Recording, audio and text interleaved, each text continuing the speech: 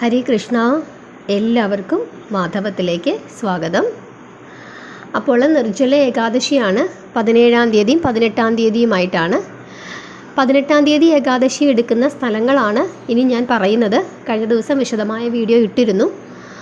17-ാം തീയതിയിലെ ഏകാദശി ഏതൊക്കെ സ്ഥലങ്ങളിലുള്ള ആളുകളാണ് എടുക്കേണ്ടതെന്ന് പറഞ്ഞിരുന്നു. ഇന്നിപ്പോൾ ആദ്യം ഞാൻ 18-ാം തീയതി ഏകാദശി എടുക്കുന്ന സ്ഥലങ്ങളും ആ സ്ഥലങ്ങളിൽ 19-ാം തീയതി പാരണ വീടുന്ന സമയവുമാണ് പറയാൻ പോകുന്നത്. അതായത് 18-ാം തീയതി ഏകാദശി എടുക്കുന്നവർ 17-ാം തീയതി തിങ്കളാഴ്ച അന്നും ഏകാദശി തിഥിയുണ്ട്. വളരെ വിശേഷപ്പെട്ട ദിവസം തന്നെയാണ്. ഒരു നേരം അരിഭക്ഷണം കഴിച്ച്, അതല്ലെങ്കിൽ അരിഭക്ഷണം പൂർണ്ണമായി ഉപേക്ഷിച്ചിട്ട് നമുക്ക് ഏകാദശി ഉള്ളതുകൊണ്ട് വേണമെങ്കിൽ അങ്ങനെയും ഇരിക്കാം. അതല്ലെങ്കിൽ ഒരു നേരം അരിഭക്ഷണം കഴിച്ചുകൊണ്ടിരിക്കാം. ബാക്കി സമയങ്ങൾ പാലും പഴവും കഴിച്ചിരിക്കാം. അതല്ലെങ്കിൽ നിങ്ങൾ ഈ 2 ദിവസവും പാലും പഴങ്ങളും അങ്ങനെയുള്ള ധാന്യങ്ങൾ പൂർണ്ണമായും ഒഴിവാക്കിക്കൊണ്ട് വേണമെങ്കിലും 17ഉം 18ഉം ഇരിക്കാം. 18-ാം തീയതി ഏകാദശി എടുക്കുന്ന ആളുകൾ അങ്ങനെ ചെയ്യുന്നതും വളരെ നല്ലതാണ്. കാരണം 2 ദിവസവും ഏകാദശിയുണ്ട്. പിറ്റേ ദിവസം 18-ാം തീയതി ഏകാദശിയും മഹാദ്വാദശിയും കൂടി ചേർന്ന് വരുന്ന ദിവസമായതുകൊണ്ട് വൈഷ്ണവ ഏകാദശി 18-ാം തീയതി ആണ് എന്ന് മാത്രമേ ഉള്ളൂ. കേരളത്തിലുള്ളവരും ഇപ്പോൾ ഞാനീ പറയുന്ന, അതായത് 19-ാം തീയതി പാരണ വീടുന്ന സ്ഥലങ്ങളിലുള്ള ആളുകൾ 17-ാം തീയതിയും വളരെ ശുദ്ധമായി തന്നെ ഇരിക്കുന്നത് വളരെ നല്ലതാണ്. അത് നമ്മളുടെ ആരോഗ്യക്രമവും നമ്മുടെ ശാരീരിക ക്രമവും നമ്മുടെ സാഹചര്യവും ഒക്കെ അനുസരിച്ചിട്ട് എടുക്കുക. 17-ാം തീയതി നമുക്ക് അവധിയാണ് കേരളത്തിലൊക്കെ ഉള്ളവർക്ക്. അപ്പോൾ അതനുസരിച്ചിട്ട് നമുക്ക് കുറച്ചും കൂടെ സാവകാശത്തിൽ ഒക്കെ എടുക്കാനായിട്ട് പറ്റും.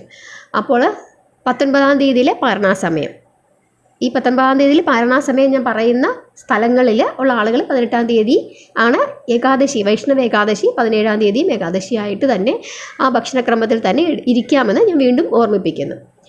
ഇനി 19-ാം തീയതിയിൽ പാരണാസമയം കേട്ടോളൂ. കേരളത്തിൽ രാവിലെ 6:05 മുതൽ 7:28 വരെ, തമിഴ്നാട് 5:43 മുതൽ 7:28 വരെ, ബാംഗ്ലൂരു 5:54 മുതൽ 7:28 വരെ, ഡൽഹി 5:24 മുതൽ 7:28 വരെ, തെലുങ്കാന 5:43 മുതൽ 7:28 വരെ, മധ്യപ്രദേശ് 5:35 മുതൽ 7:28 വരെ, ഗുജറാത്ത് 6:04 മുതൽ 7:28 വരെ. ഇനി ദോഹ, ഖത്തർ.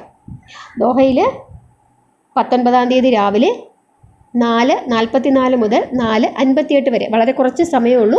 വെളുപ്പിനെയാണ്, ശ്രദ്ധിക്കുക. 4:44 മുതൽ 4:58 വരെ. കുവൈറ്റ് 4:49 മുതൽ 4:58 വരെ വെളുപ്പിനെ. ദുബായ് 5:30 മുതൽ 5:58 വരെ. അബുദാബി 5:34 മുതൽ 5:58 വരെ. വളരെ കുറച്ച് സമയമുള്ളൂ.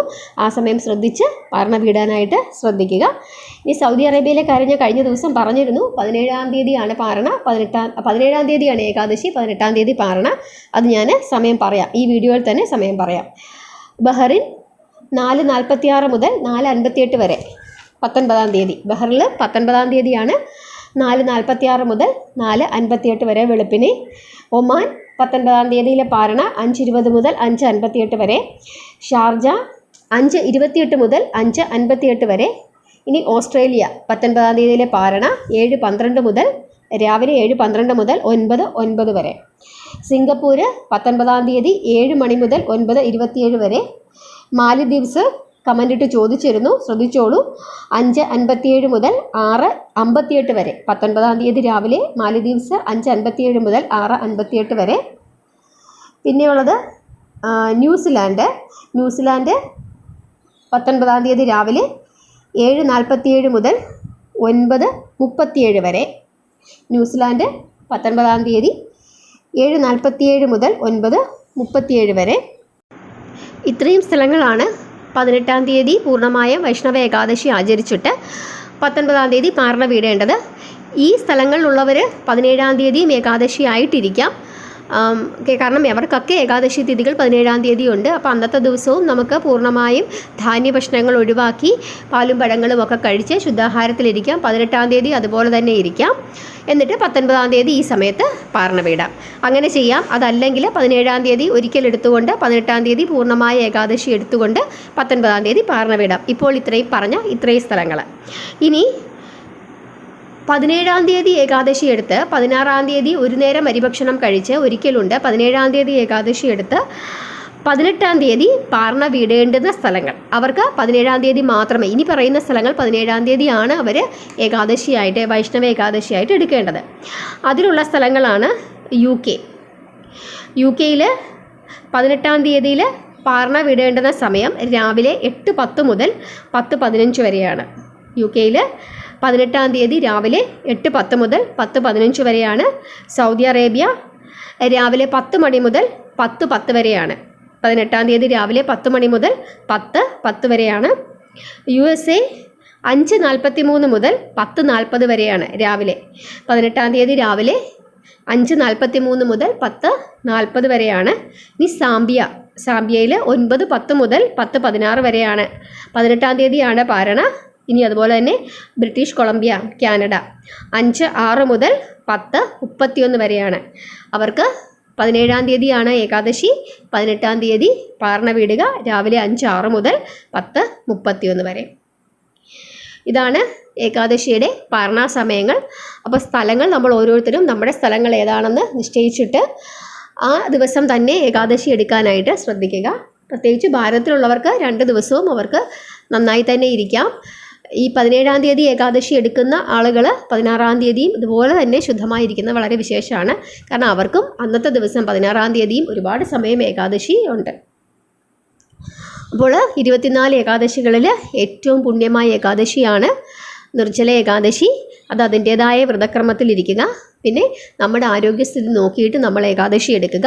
നിർജ്ജല ഏകാദശിയാണെന്ന് കരുതി നമുക്ക് ആരോഗ്യമില്ലെങ്കിൽ അല്ലെങ്കിൽ നമുക്ക് സാഹചര്യങ്ങളില്ലെങ്കിൽ നമ്മൾ കഠിനമായ വ്രതത്തിലേക്ക് പോകരുത്. ഒരുപാട് വ്രതമെടുത്ത് നമ്മുടെ ശരീരത്തിന് അവശതയുണ്ടാക്കി വെച്ച രീതിയിലല്ല നമ്മൾ ഓരോ വ്രതങ്ങളും എടുക്കേണ്ടത്. നമ്മൾ ദിവസവും കഴിക്കുന്ന ഒരുപാട് ആഹാരങ്ങൾ നമ്മൾ ദിവസവും കഴിക്കും. വളരെ രജസ്സമായിട്ടുള്ള ആഹാരങ്ങൾ കഴിക്കും. കണ്ടമാനം വാരി വലിച്ചു കഴിക്കും. ഒരു നിയന്ത്രണമില്ലാതെ കഴിക്കും. അപ്പോൾ ഇതിൽ നിന്നൊക്കെ ഒരു നിയന്ത്രണം. ശരിക്കും വ്രതം എടുക്കുന്നത് എന്തിനാണ്?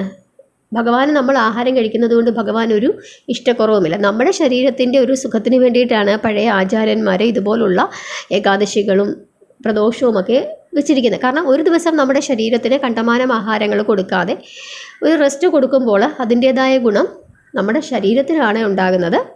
അതുകൊണ്ടാണ് ഇങ്ങനത്തെ വ്രതങ്ങളൊക്കെ എടുക്കാനായിട്ട് പറയുന്നത്. അതല്ലാതെ നമ്മൾ ആഹാരം കഴിച്ചാലും കഴിച്ചില്ലെങ്കിലും ഭഗവാനൊന്നുമില്ല. ഭഗവാൻ ഏറ്റവും ആവശ്യം എന്താണ്? ഭക്തി മാത്രമാണ്, സ്നേഹം മാത്രമാണ്.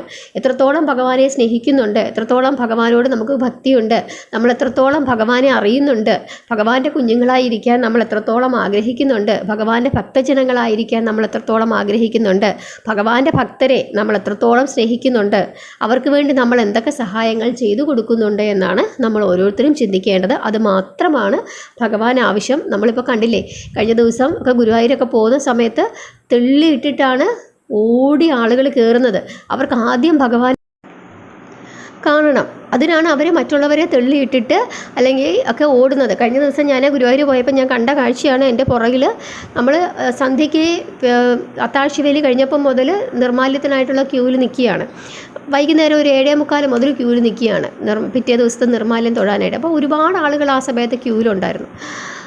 ഒരു നിർമ്മാല്യം തുടങ്ങുന്നതിന് മുമ്പായിട്ട് ആ ചങ്ങല എടുത്ത് മാറ്റിയപ്പോഴേക്കും നമ്മുടെ പുറകെ നിൽക്കുന്ന ആളുകളും കൂടെ മുമ്പോട്ട് ഓടി കയറിയിട്ട് മുമ്പേ ഉള്ള ക്യൂവിലേക്ക് പോകാനായിട്ട് ഓടി കയറുകയാണ്. നമ്മുടെ സെക്യൂരിറ്റീസ് പറയുന്ന ഒന്നും കേൾക്കാതെ ഒരു ഗ്രൂപ്പായിട്ട് വന്ന ആളുകളാണ്. അവർ ഓടിക്കയറി. കാരണം അവർക്ക് പെട്ടെന്ന് ഇത് കഴിഞ്ഞിട്ട് അടുത്ത അമ്പലത്തിലേക്ക് പോകണം, ആദ്യം കണ്ട് തൊഴുതിട്ട് വേണ്ടിയിട്ട്, അതിനു വേണ്ടി. അപ്പോൾ ആ സമയത്ത് ഒരു പ്രായമായ ആളുകളുണ്ട്. 7:45 8 മണി മുതൽ രാത്രിയിൽ ക്യൂ നിൽക്കുന്ന ആളുകളുണ്ട്. ഇവരെയൊക്കെ ഇടിച്ചിട്ടിട്ടാണ് ഇവർ ഓടിപ്പോകുന്നത്. പക്ഷേ പലരും അവിടെ ഉരുണ്ട് വീണു. ആ സമയത്ത് അവിടെ ഇട്ടിരുന്ന സ്റ്റൂളുകൾ, ബെഞ്ച് പോലത്തെ സാധനങ്ങളൊക്കെ മറിഞ്ഞു വീഴുന്നൊക്കെ ഉണ്ടായിരുന്നു. അപ്പോൾ ഞാൻ ആലോചിക്കുകയായിരുന്നു, ഞാൻ അവരോട് പറയുകയും ചെയ്തു, നിങ്ങളിങ്ങനെ ഓടിപ്പോകുമ്പോൾ ഈ താഴെ വീഴുന്ന ആളുകളെയാണ് ഭഗവാൻ കാണുന്നത്, നിങ്ങളെ അല്ല ഭഗവാൻ കാണുന്നത്. നിങ്ങൾക്കൊരു പക്ഷേ അകത്ത് കയറിയിട്ട് ഭഗവാനെ കാണാൻ പറ്റുമായിരിക്കാം. നമ്മൾ നോക്കുമ്പോൾ ഭഗവാൻ അതിനകത്തിരിക്കുന്നു, ഭഗവാന്റെ ആ രൂപം കാണുമായിരിക്കാം. പക്ഷെ ഭഗവാനല്ലേ നമ്മളെ കാണേണ്ടത്? ഭഗവാൻ ആരെയായിരിക്കും കാണുന്നത്? ആ ഉരുണ്ട് വീണ് അവിടെ കിടക്കുന്ന, അല്ലെങ്കിൽ ഉരുണ്ട് വീണിട്ട് വയ്യാതെ വേദനയെടുത്ത് പതിയനെ മുടന്തി വരുന്ന ആളിനെ ആയിരിക്കും ഭഗവാൻ കാണുന്നത്. ഭഗവാൻ നമ്മളെ കണ്ടില്ലെങ്കിൽ എന്താ അതിനുള്ള വിശേഷമുള്ളത്? ഭഗവാന്റെ സ്നേഹം എങ്ങനെയാണ് നമുക്ക് കിട്ടുന്നത്? നമ്മളല്ല ഭഗവാനെ കാണേണ്ടത്. ഭഗവാൻ നമ്മളെ കാണണം. അല്ലാതെ നമ്മൾ പോയി അമ്പലത്തിൻ്റെ നടുക്ക് നിന്ന് നടനേരെ നിന്ന് ആദ്യം അങ്ങോട്ട് കണ്ടതുകൊണ്ട് ഭഗവാൻ നമ്മളെ കണ്ടില്ല, ഭഗവാൻ വേറെ എവിടേക്കെങ്കിലും നോക്കിയിരിക്കുകയാണെങ്കിലോ എന്താ അതിന് വിശേഷമുള്ളത്? ഇപ്പം നമ്മൾ ഒരാളെ തള്ളിയിട്ടു അല്ലെങ്കിൽ മുന്നേ ഇടിച്ച് കയറിപ്പോയി, ഭഗവാൻ ആ വയ്യാത്ത ആളെയാണ് കാണുന്നത്. പക്ഷെ അവരെയും കൂടെ നമ്മൾ കയ്യെ പിടിച്ചുകൊണ്ട് വന്ന് കാണിക്കുകയാണെങ്കിലോ ഭഗവാൻ അത് കാണും. അപ്പോൾ ഭഗവാൻ എപ്പോഴും ഇഷ്ടം ആരെയാണ്? ഭഗവാന്റെ ഭക്തരെ സഹായിക്കുന്നവരോടാണ്. അത് നമ്മൾ എപ്പോഴും ഓർക്കുക. ഒരു ക്ഷേത്ര ദർശനത്തിന് പോകുമ്പോൾ ഓർക്കുക, ഭഗവാന്റെ ഭക്തരോട് വളരെ കരുണയുള്ളവരായിരിക്കുക. പലരും നമ്മൾ പലപ്പോഴും കാണാറുണ്ട് മഹാക്ഷേത്രങ്ങളൊക്കെ ഒരു ഇതുമില്ലാതെ, ഒരു ലാഭേച്ഛയും ഇല്ലാതെ ആളുകൾ ഇങ്ങനെ സേവനം ചെയ്തുകൊണ്ടിരിക്കുന്നത്. തൂത്തുവാരുന്നുണ്ടാകാം, നമ്മൾ വീഴാൻ പോകുമ്പോൾ നമ്മളെ പിടിച്ചെഴുന്നേൽപ്പിക്കുന്നുണ്ടാകാം, വെള്ളം കൊണ്ടുത്തരുന്നുണ്ടാകാം. അവരിങ്ങനെ ഒന്നും അവർ പറയുന്നില്ല, ആരും അവരോട് പറഞ്ഞിട്ടായിരിക്കത്തില്ല, അവരിങ്ങനെ സേവനം ചെയ്തുകൊണ്ടേയിരിക്കും. അവരെയാണ് ഭഗവാൻ കാണുന്നത്. കാരണം എന്താണ്? ഭഗവാന്റെ ഭക്തരെ സേവനം ചെയ്യുന്നവരെയാണ് ഭഗവാൻ ഏറ്റവും ഇഷ്ടം. അത് നമ്മൾ മനസ്സിലാക്കുക. അതാണ് ഭഗവാൻ ഏറ്റവും ഇഷ്ടമെന്ന് കരുതുക. നമ്മൾ ആ രീതിയിൽ വേണം ഓരോരുത്തരും ഭഗവാനോടുള്ള സ്നേഹം കാണിക്കുന്നതിനായിട്ട്. അതല്ലാതെ ഞാൻ 16 മാല ജപിച്ചതുകൊണ്ടോ രാവും പകലും ഏകാദശി വ്രതം എടുത്തതുകൊണ്ടോ ഉറങ്ങാതിരുന്നത് കൊണ്ടോ ഒന്നും കാര്യമില്ല. നമ്മൾ ശുദ്ധമായ ഹൃദയത്തോടുകൂടി ഭഗവാനെ സ്നേഹിക്കുക, ഭഗവാന്റെ സ്നേഹം ആഗ്രഹിക്കുക. ഭഗവാൻ നമ്മളെ എപ്പോഴാണ് സ്നേഹിക്കുന്നത്? ഭഗവാന്റെ ഭക്തരെ നമ്മൾ സ്നേഹിക്കുമ്പോഴാണ്, അവർക്ക് വേണ്ട കാര്യങ്ങൾ ചെയ്തു കൊടുക്കുമ്പോഴാണ് എന്ന് മനസ്സിലാക്കുക. അതുകൊണ്ട് നമ്മൾ ആഹാരത്തിലല്ല കൂടുതലായിട്ടും ശ്രദ്ധ കേന്ദ്രീകരിക്കേണ്ടത്. നാമജപത്തിലും പ്രാർത്ഥനയിലും ക്ഷേത്ര ദർശനത്തിലും ക്ഷേത്രത്തിൽ വരുന്ന മറ്റ് ഭക്തരോട് ഉള്ള നമ്മളുടെ പെരുമാറ്റത്തിലും അവർക്ക് വേണ്ടി നമ്മൾ ചെയ്യുന്ന സേവന പ്രവർത്തനങ്ങളിലും. ഇപ്പം നമ്മൾ പോയി തൊഴാൻ പോകുന്നു, നമ്മൾ തൊഴാൻ പോകുമ്പോൾ നമ്മുടെ കൂടെ ഒരു ചെറിയ കുട്ടിയോ അതല്ലെങ്കിൽ ഒരു പ്രായമായ ഒരാളോ ഉണ്ടെന്നെങ്കിൽ അവരെയും കൂടെ നമ്മുടെ അടുത്തേക്ക് നീക്കി നിർത്തി നമ്മളൊന്ന് തൊഴാൻ സഹായിച്ചാൽ മതി. അത്രയും മതി ഭഗവാന്. അപ്പോഴേക്കും ഭഗവാന്റെ അപാരമായ കാരുണ്യം നമ്മളിലേക്ക് എത്തിച്ചേരും. അതാണ് നമ്മൾ ഓരോരുത്തരും ചെയ്യേണ്ടത്. ഭഗവാൻ ഏറ്റവും ആവശ്യം നമ്മളുടെ ഓരോരുത്തരുടെയും സ്നേഹമാണ്. അതിനു വേണ്ടിയിട്ടാണ് ഭഗവാൻ കാത്തു നിൽക്കുന്നത്. നമ്മൾ നമ്മുടെ ചാനലിൽ പാണ്ഡുരംഗ ഭഗവാന്റെ കഥ പറഞ്ഞിട്ടുണ്ട് അല്ലേ? ഭക്തനെ കാത്തു നിൽക്കുന്ന ഭഗവാനാണ്. എന്നെ ഒന്ന് വന്ന് കണ്ടാൽ മതി, ഞാനിവിടെ നിന്നെ കാത്തു നിൽക്കുകയാണ് ഭക്ത എന്നാണ് പാണ്ഡുരംഗസ്വാമി പറയുന്നത്. അപ്പോൾ അത്രത്തോളമാണ് ഭഗവാന് നമ്മളോട് സ്നേഹം ഭഗവാൻ ആഗ്രഹിക്കുന്നത്. അതുകൊണ്ട് നമ്മൾ ഒന്ന് സ്നേഹിച്ചാൽ മതി, ഭഗവാൻ അതിൻ്റെ 100 ഇരട്ടിയായിട്ട് തിരിച്ചു തരും. അപ്പോൾ ഇതാണ് നമ്മൾ ഓരോ ഏകാദശി എടുക്കുമ്പോഴും ഓർക്കേണ്ടത്. എല്ലാവരെയും ഭഗവാൻ അനുഗ്രഹിക്കട്ടെ. ഹരേ കൃഷ്ണ.